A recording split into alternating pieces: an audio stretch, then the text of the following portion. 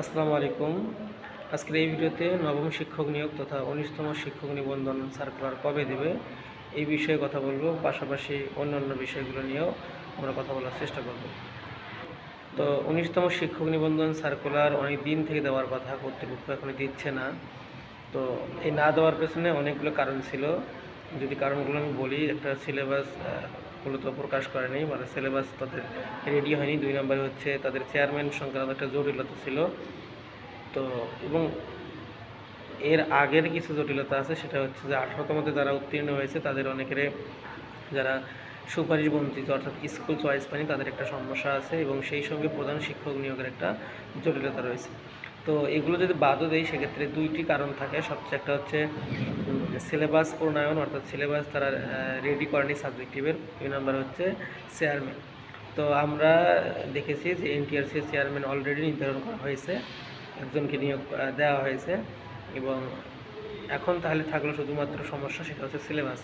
তো আমরা যতটুকু জেনেছি সিলেবাস প্রণয়নের কাজ প্রায় শেষের দিকে। খুব যতদূর সম্ভব কয়েকদিনের মধ্যে চেয়ারম্যান শুধুমাত্র বিষয়গুলো দেখে অ্যাপ্রুভ করলেই মূলত সিলেবাসটা সম্পন্ন হয়ে যাবে। এরপরে আমরা কথা বলবো যে সার্কুলার আসলে কবে দেবে, আদৌ কি সার্কুলার দিবে।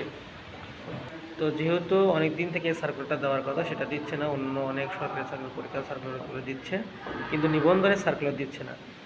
তো আমরা যতটুকু জেনেছি যে এটা হচ্ছে আজকে হচ্ছে জুলাই মাসের 22 তারিখ, আগামী আগস্ট মাসের মধ্যে যতটুকু আমরা জানতে পেরেছি যে নিবন্ধনের সার্কুলার কর্তৃপক্ষ দিয়ে দিবে। সো আপনারা যারা চাকরি প্রত্যাশী রয়েছেন, আপনারা অবশ্যই ইনশাল্লাহ আগস্টের মধ্যেই নিবন্ধনের সার্কুলার পেয়ে যাবেন।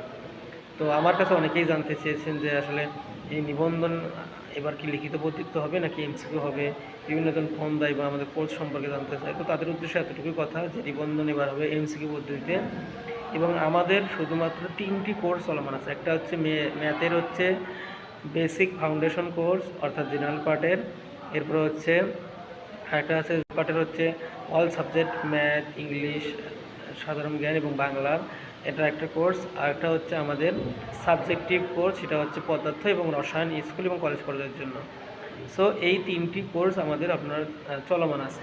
তো আমাদের আপনারা জানেন যে সবচেয়ে বেশি যে কোর্সটা চলমান সেটা হচ্ছে ম্যাথের এবং ভৌতবিজ্ঞানের তথা পদার্থ এবং রসায়নের কোর্স এবং ম্যাথের কোর্সটা বেশি চলমান।